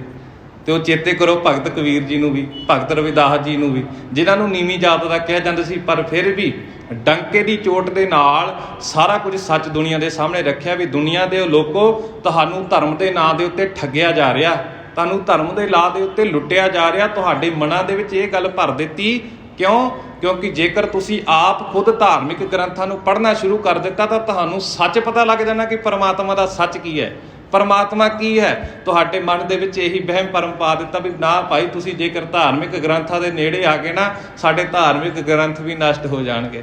ਮਾਫ ਕਰਨਾ ਕਿ ਧਾਰਮਿਕ ਗ੍ਰੰਥ ਦੇ ਨਾਲੋਂ ਇੱਕ ਮਨੁੱਖ ਦੇ ਵਿੱਚ ਪਾਵਰ ਜ਼ਿਆਦਾ ਹੈ ਕਿ ਮਨੁੱਖ ਦਾ ਪਰਛਾਵਾਂ ਵੀ ਪੈ ਗਿਆ ਤਾਂ ਉਹ ਕੋਈ ਗ੍ਰੰਥ ਭਿੱਟਿਆ ਜਾਵੇਗਾ। ਤੇ ਇਸੇ ਤਰ੍ਹਾਂ ਦੇ ਮਾਹੌਲ ਦੇ ਵਿੱਚ ਗੁਰੂ ਨਾਨਕ ਸਾਹਿਬ ਜੀ ਮਹਾਰਾਜ ਵੀ ਨਾ ਦੋਨਾਂ ਧਿਰਾਂ ਨੂੰ ਸਮਝਾਉਣਾ ਕਰਦੇ ਨੇ। ਤੇ ਪਾਤਸ਼ਾਹ ਜੀ ਦੀ ਫਿਰ ਇਹ ਵਿਚਾਰ ਸੁਣ ਕੇ ਮੌਲਵੀ ਵੀ ਸਹਿਮਤ ਹੋ ਗਿਆ ਤੇ ਪਾਂਧਾ ਵੀ ਸਹਿਮਤ ਹੋ ਗਿਆ ਵੀ ਹਾਂ ਭਾਈ, ਗੱਲ ਤਾਂ ਸੱਚੀ ਹੈ, ਗੱਲ ਤਾਂ ਸਮਾਜ ਦੇ ਲੋਕਾਂ ਦੇ ਭਲੇ ਦੇ ਲਈ ਹੈ। ਮਨੁੱਖ ਦੇ ਜੀਵਨ ਦੇ ਵਿੱਚ ਇਨਸਾਨੀਅਤ ਤੌਰ ਦੇ ਉੱਤੇ ਜਿਹੜਾ ਧਰਮ ਹੈ ਉਹ ਪਹਿਲੇ ਤੌਰ ਦੇ ਉੱਤੇ ਹੋਣਾ ਚਾਹੀਦਾ, ਬਾਕੀ ਸਾਰਾ ਕੁਝ ਬਾਅਦ ਵਿੱਚ। ਆਓ ਇਸ ਪ੍ਰਸੰਗ ਨੂੰ ਅਸੀਂ ਇੱਥੋਂ ਤੱਕ ਸਰਵਣ ਕੀਤਾ। ਕੁਝ ਕੁ ਵਿਚਾਰ ਅੱਜ ਦੇ ਇਸ ਦਿਹਾੜੇ ਨੂੰ ਲੈ ਕੇ ਅਸੀਂ ਤੁਹਾਡੇ ਨਾਲ ਮੈਂ ਸਾਂਝੇ ਕਰਨ ਦੇ ਯਤਨ ਕਰਦਾ। ਜਿਸ ਤਰ੍ਹਾਂ ਆਪ ਸਭ ਜਾਣਦੇ ਹੋ ਤੇ ਧੰਨ ਗੁਰੂ ਅੰਗਦ ਸਾਹਿਬ ਜੀ ਮਹਾਰਾਜ ਜੀ ਦਾ ਅੱਜ ਜੋਤੀ ਜੋਤ ਦਿਹਾੜਾ ਹੈ। ਧੰਨ ਗੁਰੂ ਨਾਨਕ ਸਾਹਿਬ ਜੀ ਮਹਾਰਾਜ ਜੀ ਦੀ ਸ਼ਰਨ ਦੇ ਵਿੱਚ ਧੰਨ ਗੁਰੂ ਅੰਗਦ ਸਾਹਿਬ ਜੀ ਮਹਾਰਾਜ ਆਉਂਦੇ ਨੇ। 1504 ਈਸਵੀ ਦੇ ਵਿੱਚ ਧੰਨ ਗੁਰੂ ਅੰਗਦ ਸਾਹਿਬ ਜੀ ਮਹਾਰਾਜ ਜੀ ਦਾ ਪ੍ਰਕਾਸ਼ ਹੁੰਦਾ ਹੈ ਤੇ 1532 ਈਸਵੀ ਦੇ ਵਿੱਚ ਗੁਰੂ ਅੰਗਦ ਸਾਹਿਬ ਜੀ ਮਹਾਰਾਜ ਧੰਨ ਗੁਰੂ ਨਾਨਕ ਸਾਹਿਬ ਜੀ ਮਹਾਰਾਜ ਜੀ ਦੀ ਸ਼ਰਨ ਦੇ ਵਿੱਚ ਆਉਂਦੇ ਨੇ। 1532 ਈਸਵੀ ਤੋਂ ਪਹਿਲਾਂ ਗੁਰੂ ਅੰਗਦ ਸਾਹਿਬ ਜੀ ਮਹਾਰਾਜ ਵੀ ਬਾਕੀ ਧਰਮਾਂ ਦੇ ਵਾਂਗ ਜਿਹੜੇ ਹਿੰਦੂ ਮੱਤ ਦੇ ਅਨੁਸਾਰ ਦੇਵੀ ਦੇਵਤਿਆਂ ਦੀ ਪੂਜਾ ਕਰਦੇ ਸਨ, ਧਰਮ ਦੇ ਨਾਂ ਦੇ ਉੱਤੇ ਜਿਹੜੀ ਕਿਰਤ ਕਰਦੇ ਸਨ, ਪਰ ਮਨ ਦੇ ਵਿੱਚ ਠਹਿਰਾਅ ਨਹੀਂ ਸੀ, ਮਨ ਨੂੰ ਸਕੂਨ ਨਹੀਂ ਮਿਲ ਰਿਹਾ ਸੀ। ਗੁਰੂ ਨਾਨਕ ਸਾਹਿਬ ਜੀ ਮਹਾਰਾਜ ਜੀ ਦੀ ਸ਼ਰਨ ਦੇ ਵਿੱਚ ਆਉਂਦੇ ਨੇ। 1532 ਈਸਵੀ ਦੇ ਵਿੱਚ ਸ਼ਰਨ ਦੇ ਵਿੱਚ ਆਉਂਦੇ ਨੇ ਤੇ 1539 ਈਸਵੀ ਦੇ ਤੱਕ 7 ਸਾਲ ਦਾ ਸਮਾਂ ਧੰਨ ਗੁਰੂ ਨਾਨਕ ਸਾਹਿਬ ਜੀ ਮਹਾਰਾਜ ਜੀ ਦੀ ਸ਼ਰਨ ਦੇ ਵਿੱਚ ਰਹਿ ਕੇ ਸੇਵਾ ਕਰਦੇ ਨੇ, ਸਿਮਰਨ ਕਰਦੇ ਨੇ, ਬੰਦਗੀ ਕਰਦੇ ਨੇ। ਤੇ ਇਤਿਹਾਸਕਾਰ ਇੱਥੋਂ ਤੱਕ ਵੀ ਲਿਖਦੇ ਨੇ ਵੀ ਜਦੋਂ ਧੰਨ ਗੁਰੂ ਅੰਗਦ ਸਾਹਿਬ ਜੀ ਮਹਾਰਾਜ ਭਾਈ ਲਹਿਣਾ ਦੇ ਰੂਪ ਦੇ ਵਿੱਚ ਗੁਰੂ ਨਾਨਕ ਸਾਹਿਬ ਜੀ ਮਹਾਰਾਜ ਜੀ ਦੇ ਦਰਸ਼ਨਾਂ ਦੇ ਲਈ ਆਏ ਸੀ ਨਾ, ਤਾਂ ਘੋੜੀ ਦੇ ਉੱਤੇ ਸਵਾਰ ਹੋ ਕੇ ਆਏ ਸੀ। ਤੇ ਗੁਰੂ ਨਾਨਕ ਸਾਹਿਬ ਜੀ ਮਹਾਰਾਜ ਆਪਣੇ ਘਰ ਦੇ ਕੰਮ ਕਾਜ ਦੇ ਵਿੱਚ ਲੱਗੇ ਹੋਏ ਸਨ। ਇੱਥੋਂ ਤੱਕ ਵੀ ਇਤਿਹਾਸਕਾਰ ਲਿਖਦੇ ਵੀ ਉਹਨਾਂ ਨੇ ਜਿਹੜਾ ਜਾਮਾ ਪਹਿਨਿਆ ਸੀ ਨਾ, ਪੋਸ਼ਾਕ ਪਹਿਨੀ ਹੋਈ ਸੀ, ਉਹ ਕਿਰਤ ਕਰਨ ਦੇ ਕਾਰਨ ਉਹ ਪੋਸ਼ਾਕ ਵੀ ਪੂਰੀ ਲਿਬੜੀ ਹੋਈ ਸੀ, ਕੋਈ ਅੰਦਾਜ਼ਾ ਨਹੀਂ ਲਗਾ ਸਕਦਾ ਸੀ ਉਹਨਾਂ ਦੇ ਪਹਿਰਾਵੇ ਤੋਂ ਵੀ ਇਹ ਕੋਈ ਸੰਤ ਫਕੀਰ ਵੀ ਨੇ, ਕਿਰਤ ਕਰਦੇ ਸਨ। ਤੇ ਭਾਈ ਲਹਿਣਾ ਜੀ ਨੇ ਉਹਨਾਂ ਨੂੰ ਗੁਰੂ ਨਾਨਕ ਸਾਹਿਬ ਜੀ ਮਹਾਰਾਜ ਜੀ ਨੇ ਪੁੱਛ ਲਿਆ ਵੀ ਮੈਂ ਗੁਰੂ ਨਾਨਕ ਦੇ ਦਰਸ਼ਨ ਕਰਨ ਦੇ ਲਈ ਆਇਆ ਤੇ ਮੈਨੂੰ ਉਹਨਾਂ ਦੇ ਘਰ ਤੱਕ ਕਿਸੇ ਨਾ ਕਿਸੇ ਤਰ੍ਹਾਂ ਪਹੁੰਚਾ ਦਿੱਤਾ ਜਾਵੇ, ਉਹਨਾਂ ਦਾ ਪਤਾ ਦੱਸਿਆ ਜਾਵੇ। ਤੇ ਗੁਰੂ ਨਾਨਕ ਸਾਹਿਬ ਜੀ ਮਹਾਰਾਜ ਜੀ ਨੇ ਇਹ ਨਹੀਂ ਜਤਾਇਆ ਵੀ ਮੈਂ ਹੀ ਗੁਰੂ ਨਾਨਕ ਹਾਂ, ਤੇ ਘੋੜੇ ਦੀ ਲਗਾਮ ਫੜੀ ਤੇ ਕਹਿੰਦੇ ਚੱਲ ਬਈ ਸੱਜਣਾ, ਮੈਂ ਵੀ ਉਸੇ ਰਾਹ ਵੱਲ ਨੂੰ ਜਾ ਰਿਹਾ, ਤੈਨੂੰ ਮੈਂ ਉੱਥੇ ਟਿਕਾਣਾ ਤੇਰਾ ਉੱਥੇ ਤੱਕ ਪਹੁੰਚਦਾ ਕਰ ਦਿੰਦਾ। ਜਦੋਂ ਉੱਥੇ ਪਹੁੰਚੇ ਤੇ ਭਾਈ ਲਹਿਣਾ ਜੀ ਜਦੋਂ ਪਹੁੰਚੇ ਤੇ ਦੂਸਰੇ ਪਾਸੇ ਗੁਰੂ ਨਾਨਕ ਸਾਹਿਬ ਜੀ ਮਹਾਰਾਜ ਜਾ ਕੇ ਤਖਤ ਦੇ ਉੱਤੇ ਵਿਰਾਜਮਾਨ ਹੋ ਗਏ, ਸੰਗਤ ਦੇ ਵਿੱਚ ਵਿਚਰਨ ਦੇ ਲਈ ਦੀਵਾਨ ਦੇ ਵਿੱਚ ਵਿਰਾਜਮਾਨ ਹੋ ਗਏ। ਤੇ ਭਾਈ ਲਹਿਣਾ ਜੀ ਨੇ ਛੇਤੀ ਦੇਣਾ ਕਾਲੀ ਦੇ ਵਿੱਚ ਸੀਸ ਝੁਕਾ ਦਿੱਤਾ ਤੇ ਦੇਖਿਆ ਨਹੀਂ ਵੀ ਕੌਣ ਬੈਠਾ ਤਖਤ ਦੇ ਉੱਤੇ। ਇੰਨਾ ਪਤਾ ਸੀ ਵੀ ਗੁਰੂ ਨਾਨਕ ਦਾ ਤਖਤ ਹੈ, ਗੁਰੂ ਨਾਨਕ ਦੀ ਗੱਦੀ ਹੈ ਨਾ, ਤੇ ਸੀਸ ਝੁਕਾ ਦਿੱਤਾ। ਜਦੋਂ ਬਾਅਦ ਦੇ ਵਿੱਚ ਅੱਖਾਂ ਚੱਕ ਕੇ ਦੇਖਿਆ ਤੇ ਦੇਖ ਕੇ ਹੈਰਾਨ ਰਹਿ ਗਏ ਵੀ ਮੈਂ ਕਿਸ ਪਾਪ ਦਾ ਭਾਗੀ ਬਣ ਗਿਆ। ਤੇ ਇਹ ਗੁਰੂ ਨਾਨਕ ਨੇ ਤੇ ਮੈਂ ਇਹਨਾਂ ਨੂੰ ਹੀ ਆਪਣਾ ਕੰਮ ਕਰਨ ਦੇ ਲਈ ਲਾ ਲਿਆ, ਮੈਂ ਇਹਨਾਂ ਨੂੰ ਹੀ ਆਪਣੀ ਘੋੜੇ ਦੀ ਲਗਾਮ ਫੜਾ ਦੀ ਪਿੱਛੇ ਮੈਨੂੰ ਉੱਥੇ ਛੱਡ ਕੇ ਆ। ਤੇ ਜਦੋਂ ਇਹ ਸਾਰਾ ਕੁਝ ਦੇਖਿਆ ਨਾ, ਅੱਖਾਂ ਦੇ ਵਿੱਚ ਹੰਝੂ ਆ ਗਏ ਵੀ ਜਿਹੜੀ ਦੁਨੀਆ ਪਾਤਸ਼ਾਹ ਨੂੰ ਸਤਿਕਾਰ ਕਰਦੀ, ਜੁਗਾਂ ਦੇ ਲੋਕ ਇਹਨਾਂ ਨੂੰ ਚੇਤੇ ਕਰਨਗੇ, ਦੋਨੇ ਮੱਤ ਇਹਨਾਂ ਦੇ ਚਰਨਾਂ ਦੇ ਵਿੱਚ ਪੈ ਪਏ ਤੇ ਮੈਂ ਖੁਦ ਇਹਨਾਂ ਦੀ ਸੇਵਾ ਕਰਾਉਣ ਦੇ ਲਈ ਇਹਨਾਂ ਨੂੰ ਲਗਾ ਲਿਆ। ਤੇ ਪਾਤਸ਼ਾਹ ਜੀ ਕਹਿੰਦੇ ਵੀ ਭਾਈ ਕੀ ਹੋਇਆ? ਤੇ ਕਹਿੰਦੇ ਵੀ ਮੇਰੇ ਕੋਲ ਗੁਨਾਹ ਹੋ ਗਿਆ ਵੀ ਮੈਂ ਤੁਹਾਨੂੰ ਆਪਣੀ ਘੋੜੇ ਦੀ ਲਗਾਮ ਫੜਾ ਲਈ। ਤੇ ਗੁਰੂ ਨਾਨਕ ਸਾਹਿਬ ਜੀ ਮਹਾਰਾਜ ਜੀ ਨੇ ਦੇਖੋ ਮੌਕੇ ਦੇ ਉੱਤੇ ਗੁਰੂ ਨੇ ਤੇ ਆਪਣੇ ਸੇਵਕ ਨੂੰ ਜਿਹੜਾ ਸ਼ਰਨ ਦੇ ਵਿੱਚ ਆਇਆ ਇੱਥੋਂ ਤੱਕ ਵੀ ਆਖ ਦਿੱਤਾ ਵੀ ਕਹਿੰਦੇ ਭਾਈ ਸਾਹਿਬ ਤੁਸੀਂ ਲੈਣ ਵਾਲੇ ਹੋ ਤੇ ਅਸੀਂ ਦੇਣ ਵਾਲੇ ਹਾਂ। ਤੇ ਕਹਿੰਦੇ ਜਿਹੜੇ ਲੈਣ ਵਾਲੇ ਹੁੰਦੇ ਨੇ ਹਮੇਸ਼ਾ ਇਸੇ ਤਰ੍ਹਾਂ ਗੱਦੀਆਂ ਦੇ ਉੱਤੇ ਸਵਾਰ ਹੋ ਕੇ ਆਉਂਦੇ ਨੇ, ਸਿੰਘਾਸਨਾਂ ਦੇ ਉੱਤੇ ਬੈਠ ਕੇ ਆਉਂਦੇ ਨੇ, ਤੇ ਪਾਤਸ਼ਾਹ ਜੀ ਨੇ ਉਸ ਉਮਰ ਦੇ ਵਿੱਚ ਵੀ ਤੇ ਪਾਤਸ਼ਾਹ ਜੀ ਨੇ ਇੰਨੀ ਨਿਮਰਤਾ ਦੇ ਨਾਲ ਗੁਰੂ ਅੰਗਦ ਸਾਹਿਬ ਜੀ ਮਹਾਰਾਜ ਜਿਹੜੇ ਦੂਜੇ ਪਾਤਸ਼ਾਹ ਜੀ ਹੋਏ ਨੇ ਨਾ, ਉਹਨਾਂ ਨੂੰ ਗਲ ਦੇ ਨਾਲ ਲਾ ਕੇ ਫਿਰ ਉਹਨਾਂ ਦੀ ਸੇਵਾ ਭਾਵਨਾ ਦਾ ਨਾਲ ਲਹਿਣਾ ਤੋਂ ਅੰਗਦ ਥਾਪ ਦਿੱਤਾ। ਤੇ ਗੁਰੂ ਅੰਗਦ ਸਾਹਿਬ ਜੀ ਮਹਾਰਾਜ ਜੀ ਨੇ ਆਪਣੇ ਗੁਰਤਾ ਗੱਦੀ ਕਾਲ ਦੇ ਵਿੱਚ 2 ਕਾਰਜ ਮੈਂ ਆਪ ਜੀ ਦੇ ਨਾਲ ਸਾਂਝੇ ਕਰਾਂਗਾ, ਜਿਹੜਾ ਅੱਜ ਦੇ ਸਮੇਂ ਦੇ ਵਿੱਚ ਸਾਨੂੰ ਜ਼ਿਆਦਾ ਜ਼ਰੂਰਤ ਹੈ। ਗੁਰੂ ਅੰਗਦ ਸਾਹਿਬ ਜੀ ਮਹਾਰਾਜ ਜਦੋਂ ਗੁਰਤਾ ਗੱਦੀ ਦੇ ਉੱਤੇ ਬਿਰਾਜਮਾਨ ਹੁੰਦੇ ਨੇ 1539 ਈਸਵੀ ਦੇ ਵਿੱਚ, ਤਾਂ ਉਸ ਵੇਲੇ ਉਹਨਾਂ ਨੇ ਸਭ ਤੋਂ ਪਹਿਲਾ ਜਿਹੜਾ ਕਾਰਜ ਸੀ ਇਹ ਕੀਤਾ ਵੀ ਜਿਹੜੇ ਮੌਕੇ ਦੀ ਸੰਗਤ ਹੈ ਨਾ, ਜਿੱਥੇ ਜਿੱਥੇ ਗੁਰੂ ਨਾਨਕ ਸਾਹਿਬ ਮਹਾਰਾਜ ਜੀ ਨੇ ਚਰਨ ਪਾਏ ਸੀ, ਉਹਨਾਂ ਥਾਵਾਂ ਤੱਕ ਗੁਰੂ ਨਾਨਕ ਸਾਹਿਬ ਜੀ ਮਹਾਰਾਜ ਜੀ ਦੀ ਬਾਣੀ ਇਕੱਤਰਤ ਕਰਕੇ ਉਸ ਦੀਆਂ ਪੋਥੀਆਂ ਤਿਆਰ ਕਰਵਾ ਕੇ ਗੁਟਕਾ ਸਾਹਿਬ ਦੇ ਰੂਪ ਦੇ ਵਿੱਚ ਉੱਥੋਂ ਤੱਕ ਪਹੁੰਚਦੀਆਂ ਕੀਤੀਆਂ, ਤਾਂ ਜੋ ਜਿਹੜੀ ਸੰਗਤ ਹੈ ਬਾਣੀ ਪੜ੍ਹ ਕੇ ਗੁਰੂ ਨਾਨਕ ਸਾਹਿਬ ਜੀ ਮਹਾਰਾਜ ਜੀ ਦੀ ਵਿਚਾਰਧਾਰਾ ਨੂੰ ਸਮਝ ਸਕੇ, ਉਹਨਾਂ ਦੇ ਦਰਸ਼ਨ ਕਰ ਸਕੇ। ਨਾਲ ਹੀ ਨਾਲ ਜਿਹੜੀ ਗੁਰਮੁਖੀ ਲਿਪੀ ਹੈ ਉਸ ਦਾ ਪਸਾਰਾ ਵੀ ਗੁਰੂ ਅੰਗਦ ਸਾਹਿਬ ਜੀ ਮਹਾਰਾਜ ਜੀ ਦੇ ਵੇਲੇ ਜ਼ਿਆਦਾ ਹੁੰਦਾ। ਹਾਲਾਂਕਿ ਗੁਰਮੁਖੀ ਲਿਪੀ ਜੇਕਰ ਅਸੀਂ ਦੇਖੀਏ ਤਾਂ ਬਾਬਾ ਸ਼ੇਖ ਫਰੀਦ ਜੀ ਦੀ ਵੀ ਬਾਣੀ ਪਾਤਸ਼ਾਹ ਜੀ ਨੇ ਗੁਰੂ ਗ੍ਰੰਥ ਸਾਹਿਬ ਮਹਾਰਾਜ ਦੇ ਵਿੱਚ ਦਰਜ ਕੀਤੀ, ਜਿਹੜੇ ਗੁਰੂ ਨਾਨਕ ਸਾਹਿਬ ਜੀ ਮਹਾਰਾਜ ਜੀ ਤੋਂ ਕਿੰਨਾ 100 ਸਾਲ ਪਹਿਲਾਂ ਹੋ ਗਏ ਨੇ, ਪਰ ਜ਼ਿਆਦਾ ਪ੍ਰਚਾਰ ਗੁਰੂ ਅੰਗਦ ਸਾਹਿਬ ਜੀ ਮਹਾਰਾਜ ਜੀ ਦੇ ਵੇਲੇ ਹੁੰਦਾ। ਤੇ ਦੂਜਾ ਪੱਖ ਗੁਰੂ ਅੰਗਦ ਸਾਹਿਬ ਜੀ ਮਹਾਰਾਜ ਜੀ ਨੇ ਜਵਾਨੀ ਨੂੰ ਵੀ ਸੰਭਾਲਿਆ। ਜਿੱਥੇ ਬਚਪਨ ਨੂੰ ਸੰਭਾਲਿਆ ਨਾ, ਗੁਰਮੁਖੀ ਲਿਪੀ ਬੱਚਿਆਂ ਨੂੰ ਸਿਖਾਉਣੀ ਸ਼ੁਰੂ ਕੀਤੀ, ਉੱਥੇ ਸਾਡੇ ਵਰਗੇ ਜਵਾਨਾਂ ਨੂੰ ਵੀ ਸੰਭਾਲਿਆ। ਉਹਨਾਂ ਦੀ ਸਿਹਤ ਦੀ ਖਾਤਰ, ਉਹਨਾਂ ਦੀ ਜਿਹੜੀ ਸਿਹਤ ਜਿਹੜੀ ਤੰਦਰੁਸਤੀ ਰਵੇ, ਸਰੀਰ ਚੰਗੀ ਤਰ੍ਹਾਂ ਰਿਸ਼ਟ ਪੁਸ਼ਟ ਰਹਿਣ, ਉਸ ਦੇ ਵਾਸਤੇ ਪਾਤਸ਼ਾਹ ਜੀ ਨੇ ਮੱਲ ਅਖਾੜੇ ਤਿਆਰ ਕਰਵਾਏ, ਜਿੱਥੇ ਆਪ ਪਾਤਸ਼ਾਹ ਜੀ ਉਹਨਾਂ ਨੂੰ ਕੁਸ਼ਤੀ ਦੀ ਸਿਖਲਾਈ ਦਿੰਦੇ ਸਨ। ਅੱਜ ਦੇ ਸਮੇਂ ਦੇ ਵਿੱਚ ਵੀ ਇਹਨਾਂ 2 ਚੀਜ਼ਾਂ ਦੇ ਉੱਤੇ ਜ਼ਿਆਦਾ ਜ਼ਰੂਰਤ ਹੈ। ਇੱਕ, ਅਸੀਂ ਆਪਣੀ ਗੁਰਮੁਖੀ ਲਿਪੀ ਦਾ ਪ੍ਰਚਾਰ ਪ੍ਰਸਾਰ ਕਰੀਏ, ਤੇ ਦੂਜਾ ਜਿਹੜੀ ਸਾਡੀ ਜਵਾਨੀ ਹੈ ਉਸ ਨੂੰ ਨਸ਼ਿਆਂ ਤੋਂ ਬਚਾਉਣ ਦੀ ਖਾਤਰ ਕੁਝ ਨਾ ਕੁਝ ਇਹੋ ਜਿਹੇ ਪ੍ਰੋਗਰਾਮ ਲਿਖੀਏ, ਇਹੋ ਜਿਹੇ ਕਾਰਜ ਲਿਖੀਏ, ਸਾਡੀ ਜਿਹੜੀ ਜਵਾਨੀ ਹੈ ਜਿੱਥੇ ਸਿਹਤ ਪੱਖੋਂ ਤੰਦਰੁਸਤ ਰਹਿ ਸਕੇ ਤੇ ਉੱਥੇ ਮਨ ਕਰਕੇ ਵੀ ਗੁਰੂ ਦੇ ਚਰਨਾਂ ਦੇ ਵਿੱਚ ਹਾਜ਼ਰੀ ਭਰ ਸਕੇ। ਇਹ 2 ਪੱਖ ਜ਼ਿਆਦਾ ਜ਼ਰੂਰੀ ਨੇ ਅੱਜ ਦੇ ਸਮੇਂ ਦੇ ਵਿੱਚ ਦੇਖਣ ਦੇ ਲਈ। ਗੁਰੂ ਕਿਰਪਾ ਕਰੇ ਜਿੱਥੇ ਅਸੀਂ ਆਪਣੇ ਇਹਨਾਂ ਗੁਰੂਆਂ ਦਾ, ਆਪਣੇ ਭਗਤ ਸਾਹਿਬਾਨਾਂ ਦਾ ਜਾਂ ਭੱਟ ਸਾਹਿਬਾਨਾਂ ਦਾ ਕੋਈ ਵੀ ਕਾਰਜ, ਕੋਈ ਵੀ ਦਿਹਾੜਾ ਮਨਾਉਂਦੇ ਆ ਨਾ, ਇਹ ਮਨਾਇਆ ਹੋਇਆ ਦਿਹਾੜਾ ਤੁਹਾਡਾ ਤਾਂ ਹੀ ਸਫਲ ਹੋਵੇਗਾ ਜੇਕਰ ਅਸੀਂ ਉਹਨਾਂ ਦੀ ਵਿਚਾਰਧਾਰਾ ਦੇ ਉੱਤੇ ਚੱਲਣ ਦਾ ਯਤਨ ਕਰੀਏ, ਉਹਨਾਂ ਦੀ ਵਿਚਾਰਧਾਰਾ ਨੂੰ ਆਪਣੇ ਜੀਵਨ ਦੇ ਅੰਦਰ ਧਾਰਨ ਕਰੀਏ। ਗੁਰੂ ਕਿਰਪਾ ਕਰੇ ਜਿਸ ਤਰ੍ਹਾਂ ਭਾਈ ਲਹਿਣਾ ਜੀ ਗੁਰੂ ਸਾਹਿਬ ਜੀ ਦੀ ਸ਼ਰਨ ਦੇ ਵਿੱਚ ਆਏ ਨੇ, ਤੇ ਅਸੀਂ ਵੀ ਯਤਨ ਕਰੀਏ ਆਪਣਾ ਮਨ ਦਾ ਝੁਕਾਅ ਕਰਕੇ ਗੁਰੂ ਦੀ ਸ਼ਰਨ ਦੇ ਵਿੱਚ ਆ ਜਾਈਏ, ਤੇ ਅਸੀਂ ਵੀ ਗੁਰੂ ਦਾ ਕਿਤੇ ਨਾ ਕਿਤੇ ਉਹਨਾਂ ਦਾ ਅੰਗ ਬਣ ਜਾਈਏ, ਉਹਨਾਂ ਦੇ ਸਰੀਰ ਦਾ ਹਿੱਸਾ ਬਣ ਜਾਈਏ, ਉਹਨਾਂ ਦੀ ਵਿਚਾਰਧਾਰਾ ਦਾ ਹਿੱਸਾ ਬਣ ਜਾਈਏ।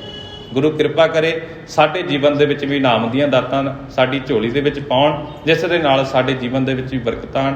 ਹੋਈਆਂ ਭੁੱਲਾਂ ਚੁੱਕਾਂ ਦੀ ਖਿਮਾ ਵਿਚਾਰਾ ਕਰਦਿਆਂ ਭੁੱਲਾਂ ਚੁੱਕਾਂ ਹੋ ਜਾਣੀਆਂ ਸੁਭਾਵਿਕ ਨੇ। ਗੁਰੂ ਅਤੇ ਗੁਰੂ ਦੀ ਸੰਗਤ ਬਖਸ਼ਣਯੋਗ ਹੈ। ਬਖਸ਼ਦਾ ਹੈ ਫਤਿਹ ਪ੍ਰਵਾਨ ਕਰੋ। ਆਖੋ ਜੀ ਵਾਹਿਗੁਰੂ ਜੀ ਕਾ ਖਾਲਸਾ, ਵਾਹਿਗੁਰੂ ਜੀ ਕੀ ਫਤਿਹ।